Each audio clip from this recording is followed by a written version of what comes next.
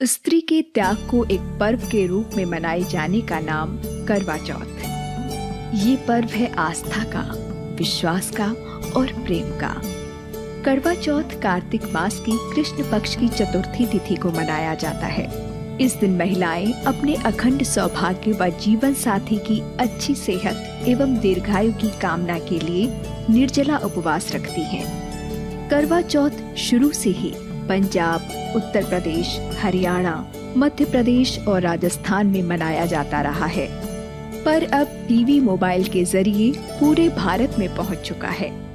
यूं तो करवा चौथ के आरंभ होने की अवधि का कहीं कोई खास वर्णन नहीं है, पर फिर भी रामचरितमानस के लंका कांड में इस तरह के व्रत का एक वर्णन मिलता है। वही एक धार्मिक मान्यता अनुसार भगवान श्री कृष्ण ने भी द्रौपदी को करवा चौथ के उपवास का सुझाव दिया था, जिससे पांडवों पर आए संकट दूर हो सकें। मान्यताएं चाहे कुछ भी हों, पर द्वापर युग से लेकर आज तक यह पर्व, यह व्रत अखंड सौभाग्य की प्राप्ति और पति की लंबी उम्र की कामना के लिए ही किया जाता है। भारत में मनाए जाने वाले हर त्योहार की तरह ही करवा चौथ के पीछे भी एक पौराणिक कहानी है। इस कहानी के अनुसार प्राचीन समय में एक गांव में करवा नाम की स्त्री अपने पति के साथ रहती थी।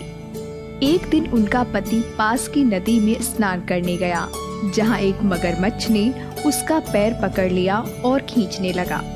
उसने चिल्लाकर अपनी पत्नी करवा को सहायता के लिए आवाज लगाना शुरू किया। जब करवा ने अपने पति का पैर मगरमच्छ के मुंह में देखा, तो उसने अपनी सूती साड़ी से धागा निकालकर मगरमच्छ को अपने तपोबल के माध्यम से बांध दिया। सूत के धागे से बांधकर करवा मगरमच्छ को लेकर यमराज के पास पहुंची। यमराज ने करवा से पूछा कि हे देवी, आप यहाँ क्या कर रही हैं और आप चाहती क्या हैं?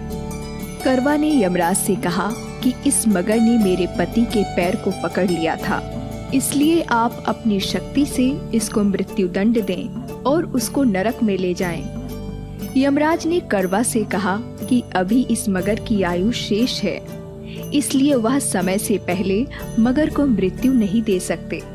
इस पर करवा ने कहा कि अगर आप मगर को मारकर मेरे पति को चिरायु का वरदान नहीं देंगे, तो मैं अपने तपोबल के माध्यम से आपको ही नष्ट कर दूंगी।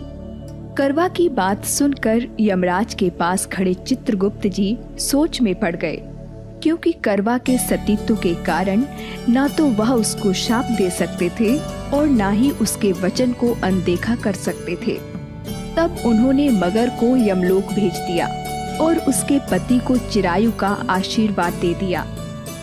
साथ ही चित्रगुप्त जी ने करवा को आशीर्वाद दिया कि तुम्हारा जीवन सुख समृद्धि से भरपूर होगा और जिस तरह तुमने अपने तपोबल से अपने पति के प्राणों की रक्षा की है, उससे मैं बहुत प्रसन्न हूँ। मैं वरदान देता हूँ कि आज की तिथि के दिन जो भी महिला पूर्ण विश्वास के साथ तुम्हारा व्रत और पूजन करेगी, उसके सौभाग्य की रक्षा मैं करूँगा।